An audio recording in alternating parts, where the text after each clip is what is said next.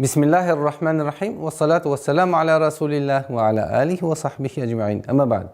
Уважаемые зрители, мы продолжаем наши уроки. И сегодняшняя наша тема 112 сура Священного Корана, сура Аль-Ихлас. Сура состоит из 4 аятов. Обратите внимание. Куль хуваллаху ахад, Аллаху самад, лам ялид ва лам юлад. «Валям якуллаху куфуан ахад». Давайте будем разбирать эту суру. Итак, «Куль». Нужно обращать внимание, чтобы звук «каф», твердый звук «каф» не перешел мягкий звук «каф». «Куль», чтобы не было. «Ка», «ку», «куль». «Куль», «ху». «Хува», «вау». Уходим на лям. Куль хуваллаху. Куль хуваллаху. Звук вау. Ва. Не ва. Куль хува. Нет. Куль хуваллаху. Куль хуваллаху. Лав. Лафзуль джаляля. Такое ударение в размере 2 огласовок. Куль хуваллаху. Ахад. Ха. Вот нужно разделять между звуком ха в лафзуль джаляля Аллах. Куль хуваллаху аха. Ахад. Ахад. При остановке танвин аннулируется и переходит в сукун. И появляется новое правило аль-калкаля. То есть взрывность звука даль. Ахад. Ахад. И таким образом аят Куль хуваллаху ахад. Второй аят. Аллаху. При произношении лафзуль джаляля в начале аята Аллаху, что вот такое удлинение в долготу не должно переходить. Аллах, нет. Аллаху. Аллаху. Лафзуль джаляля твердый, она произносится твердо. Аллаху. Ударение. Аллаху. Теперь переходим на твердый звук сад. Но нужно обратить внимание, что ха мягкий звук. Аллахус. Хус. Хус. Переходим сразу на удвоение. Аллахусса. Ма. Мим мягкий звук. Сама. Сама. Ошибка. Саме. Самаде. Самаде. Аллаху самаде.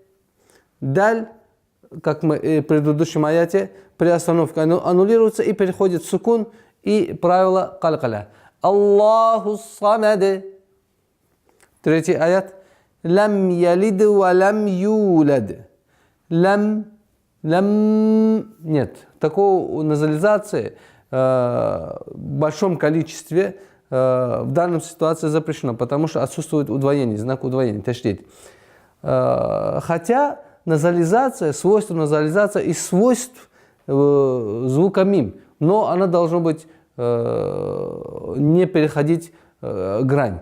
Лам ялид, ошибка. Лам ялид, правило калкаля, ялид, валам юлад. Валям юлад. Ошибка. Валям юлад.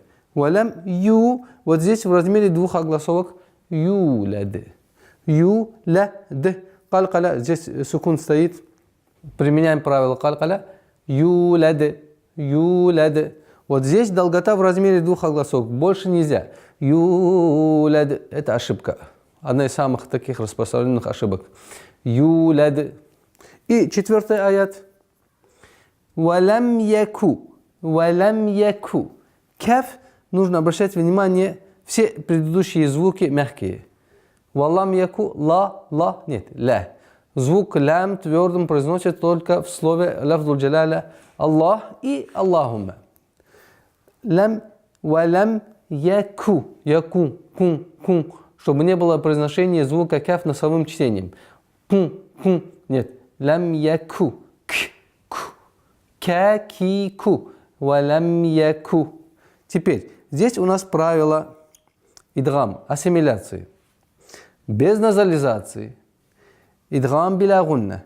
То есть нун переходит в звук лям полностью, без назализации. И ассимилирование полное. Валям якун лаху. Якун лаху. Нет, якун лаху. Ошибка тоже. Якун лаху. Вот здесь мад силя сугра, маленькое слитное удлинение в размере двух огласовок. То есть получается у нас валям якун лаху. Якун лаху. Валям якун лаху. Ку. Кунфуа, то же самое распространенная ошибка, это носовое чтение, как в предыдущем слове. Янкун, кун, здесь кунфу, куфу, куфу, куфу, ван, куфу, ван. По чтению Хафса Асама, который по пути Аш-Шатиби, который мы с вами обучаемся, здесь куфу, ван. В других чтениях другое произношение, поэтому обратите внимание. Куфу, ван, ван, полноценном произношении танвина, куфуан, без назализации. Куфуан ахад. Это категорически запрещено. Куфуан ахад. Потому что здесь правило у нас после танвина, если встречается одна из гортанных звуков, это правило изгара. Аль-изгар – ясность, то есть ясное произношение танвина перед хамзой и 6 остальных звуков, гортанных звуков. Куфуан аха, ахад. Вот то же самое. Ахад. Аннулируется танвин и переходит в сукун, и получается ахад. У нас вопрос, если спросите, откуда же появился мим? Этот мим, как вы знаете, Коран у нас написан на основе слитного чтения. Если кто-то из вас захочет слитно прочитать сурату Ихлас и сурату Аль-Фалак, то что сделаете? «Валям якуллаху куфуан ахадум бисмиллахир рахманир рахим куль а'узу бираббил фалак».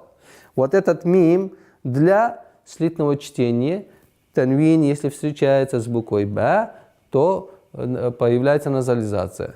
На это мы не обращаем внимания, так как останавливаемся. При остановке аннулируется и появляется сукун. Ахаде.